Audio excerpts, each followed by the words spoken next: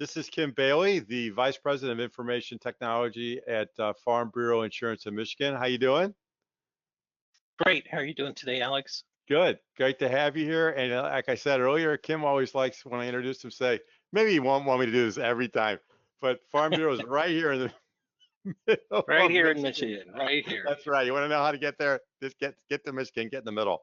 And really excited and happy to have you involved on the board of advisors. So I appreciate that. And today he did another mentoring session, which was awesome about leadership.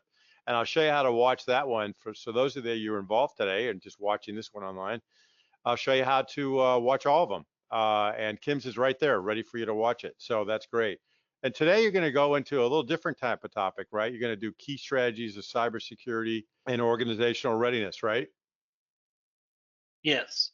Yeah. Yeah. That's the Now, plan today. yeah. Why this idea? Just because you suggested, hey, I want to talk about two or three different things. What brought you to this one? Yeah. So I think all of us in this role, we hope this never happens, Yeah. that we never need to use a plan that we create for cyber events. But, the world that we face, I think we also all say it's not a matter of if, it's when. And for these kind of things, it's just so important that you do prep work and you're really organized and really well planned if something does happen, Hmm. because in the midst of it, you are not going to have the freedom of trying to figure out what to do next. You need to be really focused and really organized to walk through the steps. That makes a lot of sense. I mean, the reality is every time we do these cybersecurity events, I always want to get my whatever, trade everything into gold and just bury it somewhere. But the reality is they're already in. I've done so many cybersecurity events. They're already for these huge organizations, especially they're already in there somewhere behind your perimeter, and you might as well get ready, is what you're saying. Just be ready, just like in the Yep, military. Just be ready, and hopefully you never have to go through with something.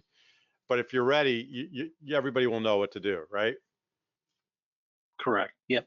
Yeah. And I think it's really important the team that you have helping you with cybersecurity management, with security management, Hmm. that they're involved in the process of helping create the plan that you develop, but also that you go through exercising, and I'll talk more about that later, but you go through exercising that plan and walking through what works, what doesn't work, that sort of thing.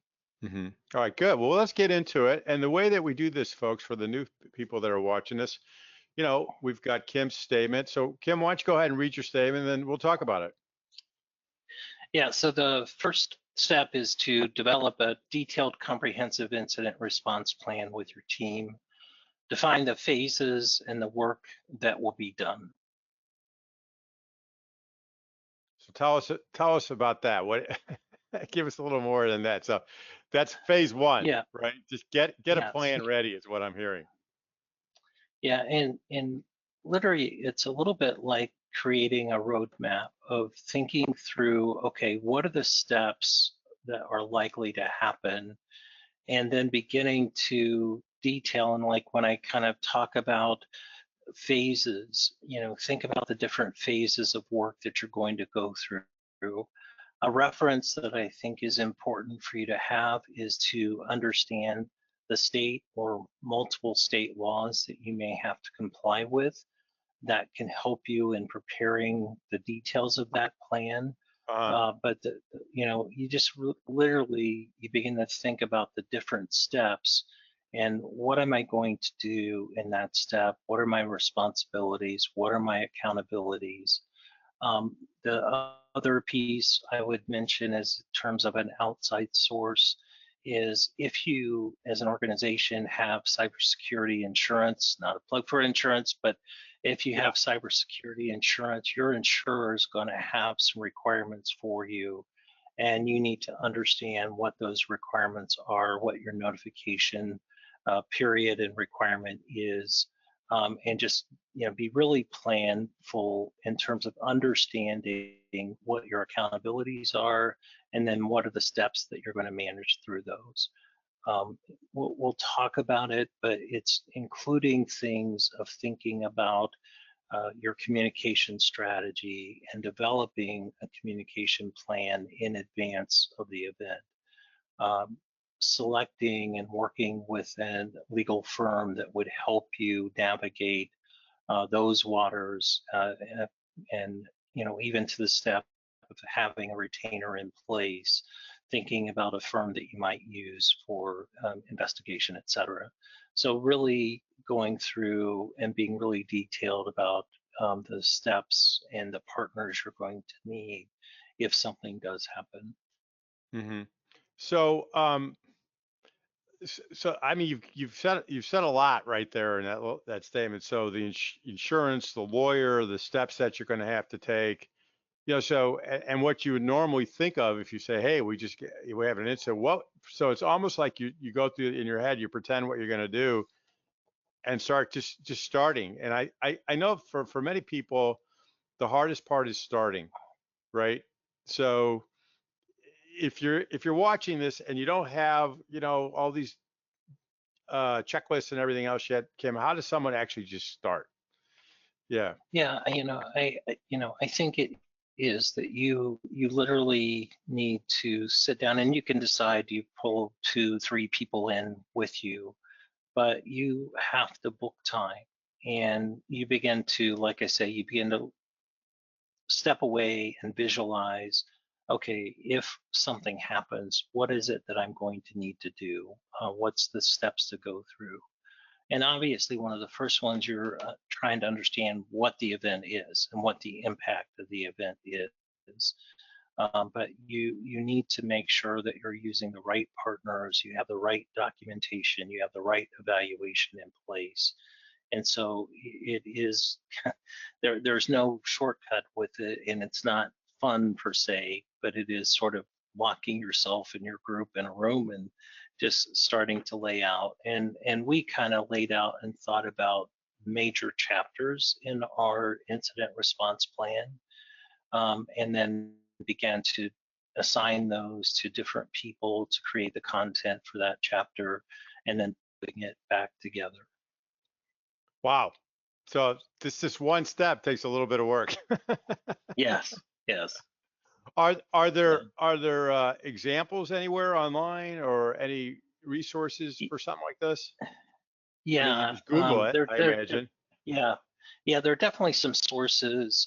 I don't know the folks that are on. If you're, um, you know, I think even out here we could share Mm, some different examples.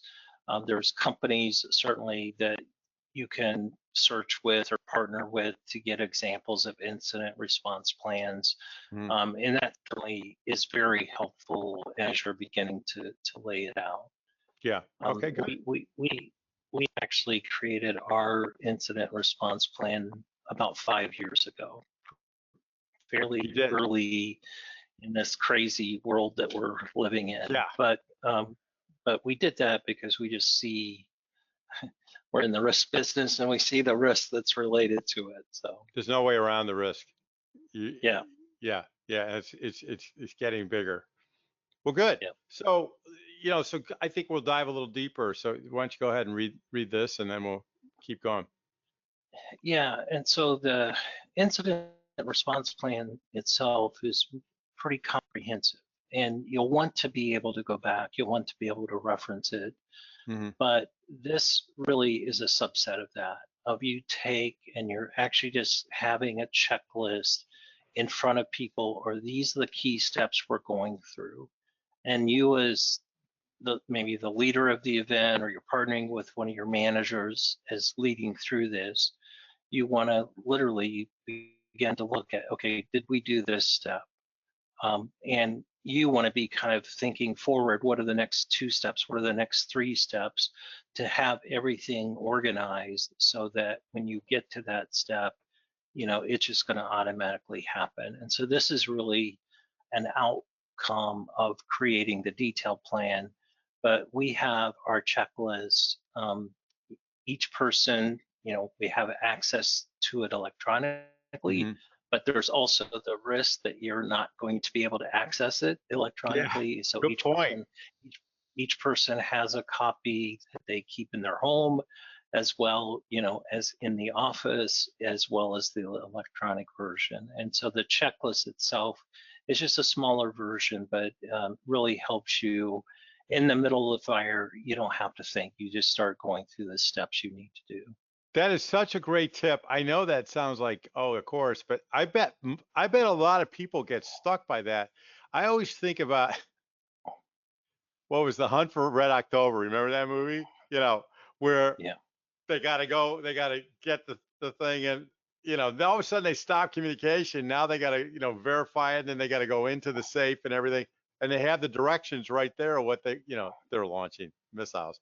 But it's the same kind of thing where you really should have those directions right there for people. It's almost like you could actually have those little laminate cards and say, do this, and this, Yep, and this. You sounds like in some cases you do, right? we do. Yep, we Yeah. do. Yeah. I mean, that's a really good idea. By the way, folks, if you have any questions on any of these topics while we're doing it, feel free to ask him and I'll read it off for you. And then we'll have a Q&A session at the end. So, well, that's good. Anything else on this one? No, I think this kind of ties with the first one, so I think we've Yeah. covered those. Yeah. Let's get into And then this. Yeah. I talked a little bit about it, but understand your cybersecurity insurance policy required steps. And let's maybe even put, in addition to cybersecurity insurance, your regulatory requirements. You need to understand both of those pieces, what your obligations are. And if you've got a good insurance partner, they Mhm. actually have practices in place or recommended steps that they can help talk with you. If you're doing something or something's occurring, they can help. Your carrier may require you to use approved vendors. They may have a listing of required legal firms that you can use, of forensic investigation companies that you can use. And so you just need to understand what those obligations are. And you don't want to wait to the event to try to figure this out. You want to understand this in advance so that you know your obligation for notification to them, as well as like I mentioned a little bit, we'll talk in a minute about retainers in place with the key Mhm. partners. Okay. Yeah. We had a session, a workshop on this topic of passing just to get cybersecurity insurance, right? Yeah, you're shaking your head. So obviously you went through that. So if you go to the trouble of doing all that, at least know what the requirements are Yep, to get the insurance or to get help. And these people have a lot of resources that they could help you with in the event of an event, right? absolutely. Yeah, Yeah. absolutely. So they could be a good friend to you at that time. But again, you got to know. And again, I'm going to say for all of these steps, you can't do it all at once, right? Right. This is one of Yeah, those continuous yeah. projects, I imagine. Yeah, and I didn't talk about it with the checklist and the incident Mhm. response plan. Uh, It's important also that, every year at minimum, you're going back and reviewing it and updating it. okay. And, you know, I'll say you have risk and then you have events. We've been fortunate that, within our primary company, we've not had an event, Hmm. but we've had risk. And we use the plan as we're evaluating what the risk is and what that basis is. And with each risk that you're working through, it's great to look at the checklist, look at the plan, and see if you need to make an adjustment based on what you learned from going through, What evaluating that What do you risk. mean you have risk? Okay, we just put the data on a new platform, or what does that mean? A new platform, or there's a flag of a potential exposure. Uh, Maybe it's actually an email that was compromised. Did it spread?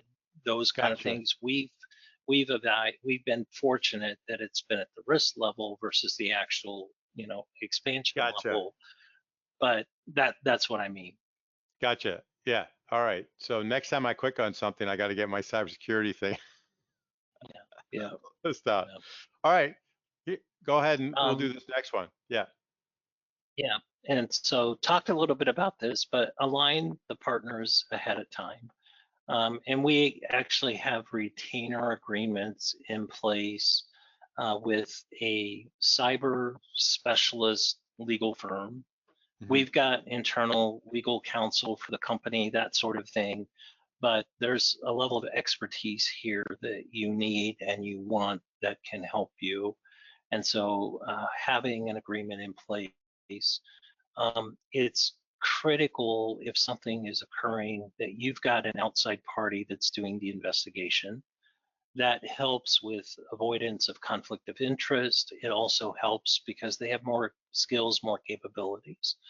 Hmm. And so making sure you've identified who you're going to reach out to and use. And again, these may be, you may have limitations here based on your insurer, but understand who you can go to interview, just like you would select a different vendor, go through a selection process, identify who you think the right partner is. A lot of times the remediation partner could be the same as the forensic investigation Hmm. service, but it's if there is then things you need to resolve, having the right help in place. And then in addition to our incident response plan, we have a communication playbook of if X happens, what would be the primary communication pieces we would look at? Hmm. What's the orchestration we would have throughout the organization? What are sample messages, that are present? And one thing that I've emphasized that, when we talk about situations, we talk about them as attacks. We talk about them as illegal perpetrators attacking organizations. It's a different mix than I had a cyber event. And I think that message is important that somebody, an illegal activity has happened and an outside person has attacked your company. You Words know, matter in these situations.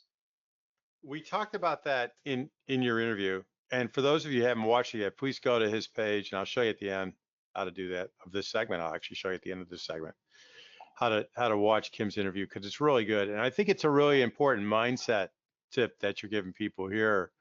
You shouldn't be on the defensive in your company. Yeah. You should be on the offensive. Hey, we got attacked and we're managing it. That's kind of what you're saying Yes. versus, oh, we got attacked. I'm sorry. Yeah. We had an event. It wasn't we had an event. We got attacked. Yeah. There was an I mean, illegal activity that happened. that's right. That's right. Just because your defense, let's say, say it in a different way, I'm trying to use a war metaphor. Yeah, somebody crosses the border and attacks you or sends a missile over, even if you're in an argument with them, they attacked you.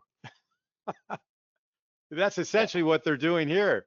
They're, it's an attack. There's no way around it. I like that, Kim. Why is it that people don't think like that? Is it our historical I I, training and th- IT ops? I mean, why is it? I think as it got started, and Yeah, others could really jump in here. It'd be interesting to yeah, hear perspective. But I think as it got started as we did something wrong, or we didn't have the right defenses in place, or we didn't have the right mechanisms. yeah. And some of that can be true, but it didn't start with you. It never started, well, unless you've got a rogue employee. Let me step back. It Yeah. hardly ever starts with the company. It's almost always an outside party that is attacking you. And I think, I think it's important that we use those words with our customers and, with people. So just I think it's a smart. perspective. Yeah. It's smart. It's smart. All right, let's move on to you mentioned the rogue employee. All I could think of is the movie the original movie The Office. Was it The Office? What was the original? Where Yes. Yeah. you, the guy's mumbling around and then destroying everything. Remember that guy? That guy was great. Yes. And they Yeah. just treated him so poorly. All right, let's keep moving. So go ahead. I'll let you read these. Yeah, assess your environment, know your risk. So we've all got vulnerabilities. It's impossible to be in front of every risk that's present. And so prioritize and evaluate Mhm. those, evaluate the probability of exposure, or you may even have certain situations where you've got a legacy system, legacy application, you have to keep running, but it doesn't make sense to update that. How do you Mhm. isolate it? How do you protect yourself to minimize the risk related to those pieces? And so, and be transparent about those risks. Talk Mhm. with your CEO, here are the risks we have. Talk with your board of directors. These are our known risks. These are the steps we're taking to mitigate those risks. Um, be open, be earnest. It's just really important to understand that. Yeah, that makes a lot of sense. Okay, well, let's keep moving. This is, I think, is additionally very important. So let's talk about this for a little bit and who should be on it and how you do Yeah, this. yeah, and yeah. So have a governance board that you can report to, and this kind of ties into what I was just saying, Yeah. in terms of talking with them about the risk or situations that are present. And some companies, you're going to be regulated to have a governance board in place. Depending on the nature of your industry, you really may not have an option. So in our case, we've got our chief legal counsel as the overall head of our governance group. We have a legal counsel person that reports to him. Hmm.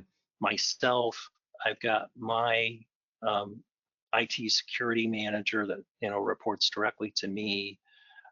We've got a person from internal audit that is a member of that team. We've got a enterprise risk manager for the organization that deals with risk beyond cyber Hmm. risk that's a member of that team. And then we also have a board of directors governance team that has some of our board members on it. And so we have the operational governance team and then the board governance team. And so we report up to that board governance team of, here's what we're doing, here's the protection we're taking, here's the Hmm. steps that are in place, here's what's there. I mean, that's a pretty sophisticated model that you got in place. If Yep. somebody's watching this and they don't have that model, I mean, I know like in other topics like PPM, I've heard very sophisticated models also. We got a program management office, reports to these guys, whatever. But what about somebody who's more of a mid-sized company, Kim, and they just want a straightforward model? I mean, I heard as an example, our friends at Christian Brothers for PPM, they have one committee and it's composed of different managers from the different departments. And is there a way of doing one of these in a more Yeah, well, and I would say we're a mid-sized company, and there's not a lot of costs with hmm creating this governance board. There is a requirement of diligence, in place.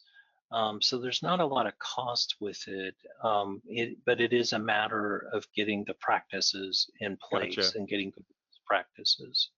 And what are some of the things that this govern like how often do they meet and what are some of the activities of this sport and then when should some well I'll ask that question. I was going to say after you're done with Yeah, that. What are some of the yeah. activities?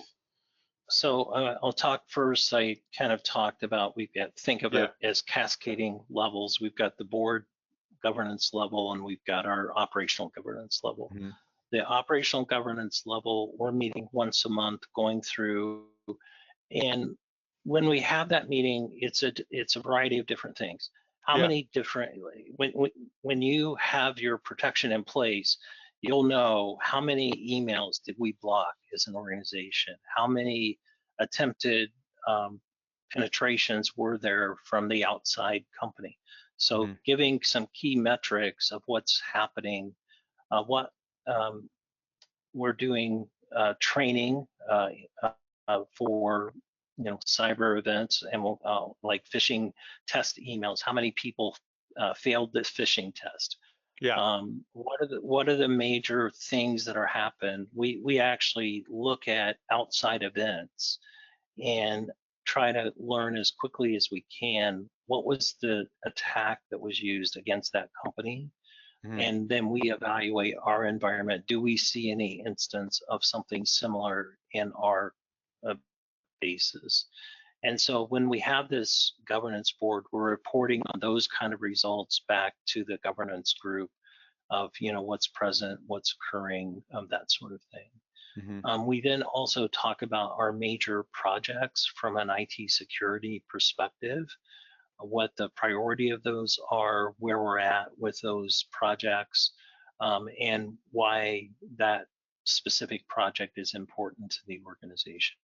Yeah. That's great. And how often again do these people meet?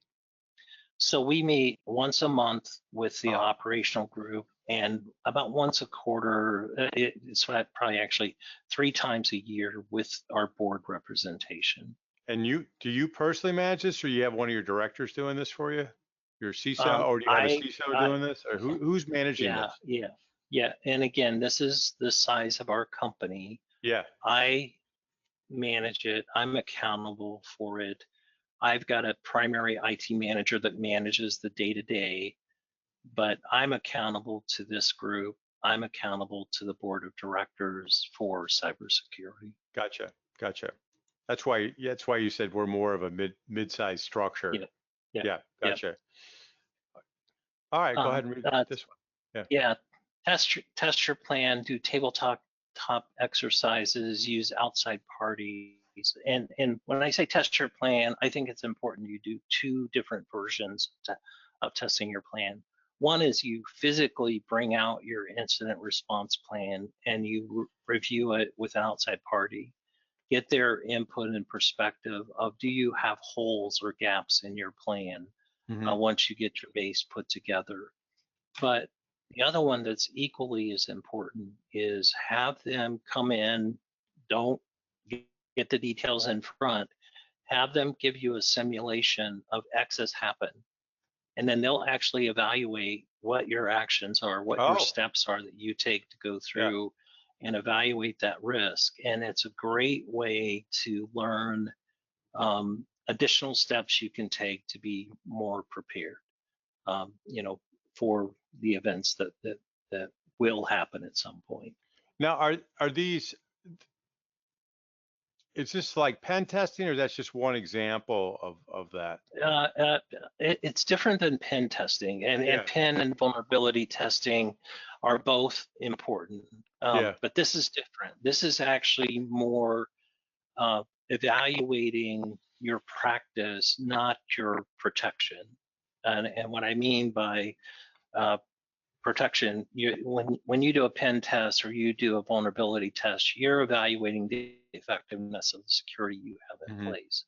This is all about evaluating what do you do when something happens from Yeah. an operational perspective. So that this is really more focused on your actions versus the protection layers and mechanisms you have in place. Gotcha. This could be really interesting.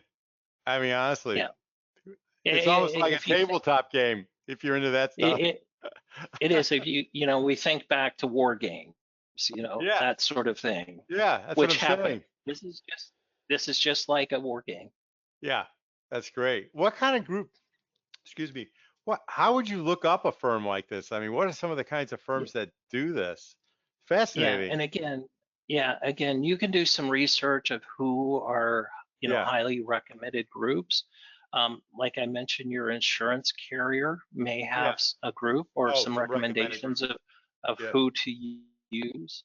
And so, and we actually interview different companies, just like we would select a consulting partner.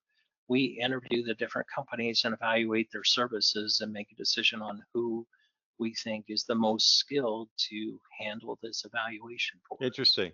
That's fascinating. All right. Well, for your last tip, I like this one. This is where I started. Go ahead. Yeah, read and capture the headlines on other events. We maybe we're anal retentive, I don't know. We actually, when something happens, Uh-huh. we bring those clippings in or the summary online of what happened, and we save it off. And then we talk about it as a group of what were those circumstances. And I'm talking the bigger kind of events or local events that are happening around us. Hmm. And one thing we're doing is what was it and how did they handle it? Was there something they did that was good? Something they did we didn't think was good? How do we think they did with it? But the other part that's equally as important, what was it? What caused it? And do we have that exposure at our company, or what do we do to mitigate that exposure at our company? And this is a really good way, again, to evaluate your plan and also evaluate your risk. That is a great idea because you could sort of make a scrapbook of all these different scenarios. Yeah, So if you go back to one of your other tips where you're like go through the war games and scenarios and things like that, you're saying, where do I get these from? Well, in addition to an expert you bring in from your insurance company, it's out there. I mean, yeah, you could have an intern do a research project and come up with a top. Actually, you could just ask ChatGPT what are the top different scenarios that have happened in the last couple of years, or at least Google. What's the Google AI that's out there that's more of a search related? So that's interesting. That's great. Well, this has been fascinating. Um, any other thoughts? And by the way, folks, if you have questions, now's the time to put them in your Q&A box for Kim about any of these topics. One's coming in right now. Resources? I had mentioned this earlier. Someone else is saying, what are books or resources that you recommend? Oh, I'm Kim, sorry. Somebody was waving at me outside the that's office. So okay. say That's that all right. one more time. We'll do it again. One of the questions just came in was, what are any books or resources or associations? I could say like an InfraGard kind of thing. Who do you recommend that you've actually found helpful, or if there's any like, hey, get this book or check out this website or any kind of resource that you would recommend for doing these activities? Yeah. So a couple things. We actually subscribe to the Department of Homeland Security, and I'll do a plug. They do Oh, free good. vulnerability penetration testing, free vulnerability testing, and free penetration testing. But that's a source you can go to for a lot of information about how to work through things. If you go out to NIST and you search on that, National Institute of Security something, there's a ton of information about both regulatory requirements as well as this sort of preparation stuff that I'm talking about Hmm. having out there. So those are great sources. Um, I think we have an opportunity within this group to develop resources and share best practices and place articles out within our group.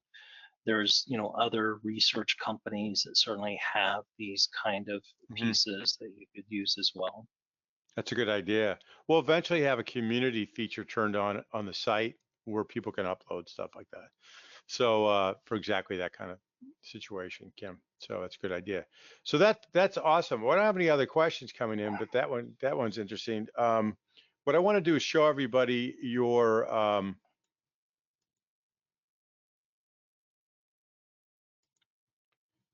a couple things.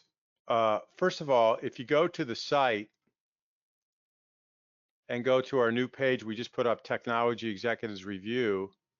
You'll see Kim here talked about leaders. There's a couple up there. Tim's on the line. Tim, you'll see yours here.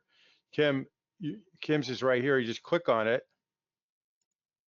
and then you could also set it up like that to watch it. And in this uh, session, we talked about, or Kim talked about leadership development, what's worked for him. And let me tell you, he's done a spectacular job on that. So we'll talk about Tim's at the end of this, but that's a great segment. The other thing is, if you look at if you want to say hi to Kim or at least connect with him, there he is right there on the Board of Advisors page. You look at his page and you can connect with him, right?